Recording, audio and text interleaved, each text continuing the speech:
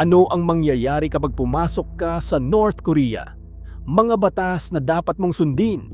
Paano kung bukas bigla kang makapasok sa isa sa pinakasaradong bansa sa mundo? Isang maling galaw, isang maling litrato, o isang simpleng biro, maaaring mauwi ito sa seryosong problema. Sa video na ito, aalamin natin kung ano ang dapat mong asahan kapag bumisita ka sa North Korea at bakit kakaiba ang bansang ito kumpara sa halos lahat ng bansa sa mundo. Pero bago tayo magsimula, siguraduhing i-like ang video, mag-subscribe at i-on ang notification bell para sa mas marami pang nakakagulat na kwento at impormasyon. Una, hindi ka pwedeng basta maglakad mag-isa. Pagdating mo sa North Korea, hindi ka basta pwedeng gumala kung saan mo gusto. Karaniwan, ang mga dayuhang turista ay may kasamang opisyal na tour guide sa halos buong biyahe. Hindi ka rin basta makakalabas ng hotel para maglakad-lakad ng walang pahintulot. Layunin nito na kontrolado ang mga lugar na makikita ng mga bisita. Pangalawa, hindi lahat pwedeng kuhanan ng litrato. Mahilig ka bang magpicture? Sa North Korea, kailangan mong maging maingat. May mga lugar na bawal kunan ng larawan, lalo na ang mga military facility at ilang sensitibong lokasyon. Kapag may rebulto ng mga dating leader, inaasahang kukunan ito ng buo at may paggalang, ayon sa lokal na mga alituntunin. Pangatlo, mag-ingat sa sasabihin. Sa maraming bansa, normal lang ang magbigay ng opinyon. Pero sa North Korea, mas mainam na iwasan ang anumang komentaryong maaaring ituring na nakakasakit o walang paggalang sa kanilang pamahalaan o mga leader.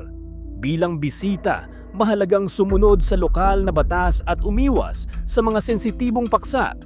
Pang-apat, limitado ang internet. Kung sanay kang mag-scroll sa Facebook, TikTok o YouTube, maaaring mabigla ka. Ang internet access sa North Korea ay mahigpit na limitado at ang karamihan sa mga residente ay walang access sa bukas na internet tulad ng ginagamit sa ibang bansa. Ang mga dayuhan ay maaari lamang magkaroon ng limitadong koneksyon depende sa sitwasyon at lugar. Panglima, hindi mo makikita ang tunay na buhay ng lahat ng tao. Karamihan sa mga turistang bumibisita ay dinadala lamang sa mga aprobadong lugar. Ibig sabihin, hindi nila basta nakikita ang buong larawan ng pang-araw-araw na buhay sa buong bansa.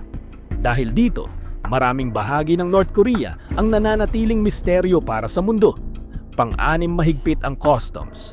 Bago ka pa man makapasok, maaaring inspeksyonin ang ilan sa iyong mga gamit.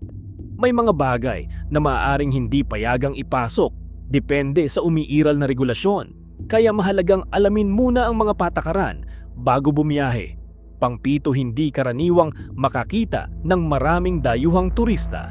Hindi tulad ng Japan o South Korea na milyon-milyon ang turista bawat taon.